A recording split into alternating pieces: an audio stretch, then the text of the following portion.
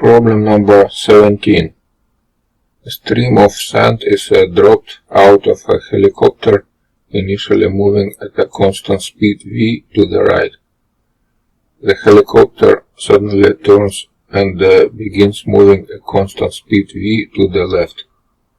Neglecting air resistance on the sand, what is the shape of the stream of sand as viewed from the ground?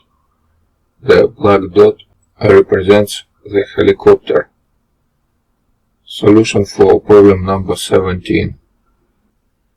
If sand is dropped out of a helicopter with a constant velocity, it always remains directly beneath the helicopter. Thus, the path of the sand should be two straight vertical lines. That's answer D. And this is a correct solution for problem number 17. Problem number 18.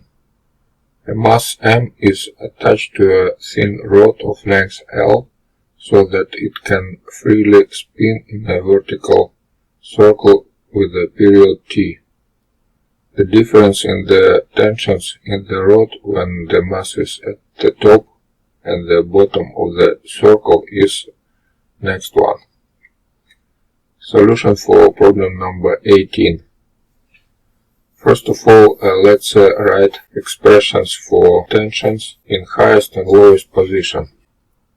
Due to circular motion in highest position, we have mv1 square over L equal tension T1 plus mg, because both forces directed down. In lowest position, we have mv square over L equal T2 minus mg, because now tension going up and gravity force going down. It was from circular motion. Next equation is for energy conservation.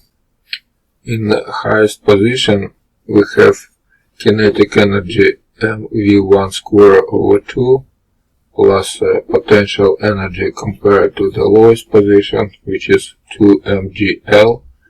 That must be equal to kinetic energy in lowest position, which is mv2 square over 2.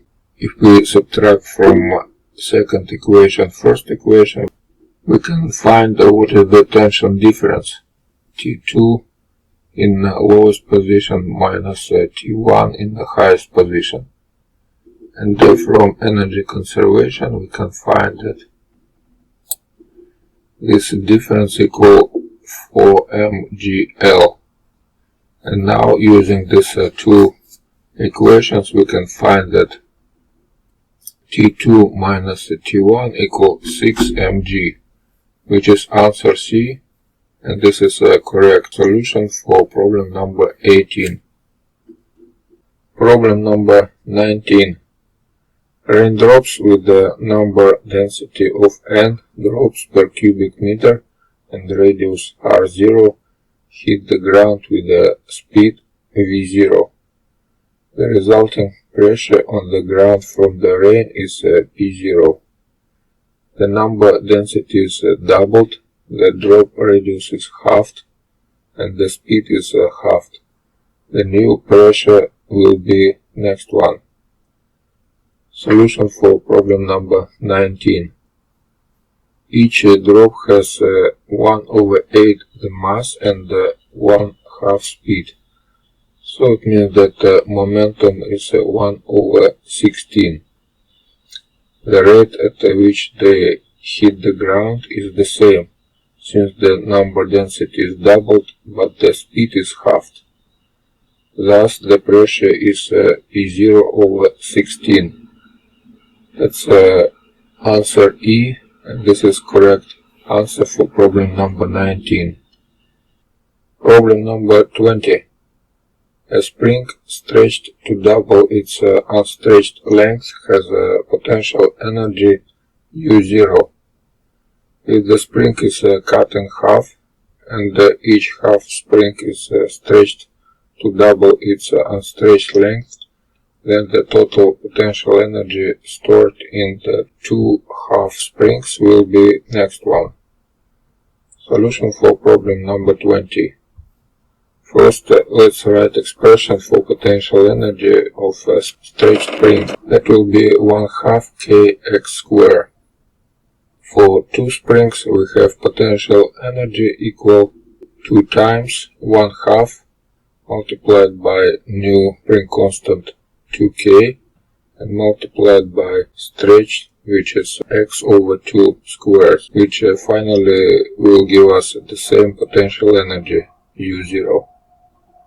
From other hand, we have that we stretch two halves, and it doesn't matter if we cut this spring or not cut, because if we connect them together, we will stretch them as in initial experiment. So it must be the same potential energy. That's answer C, and this is a correct answer for problem number 20.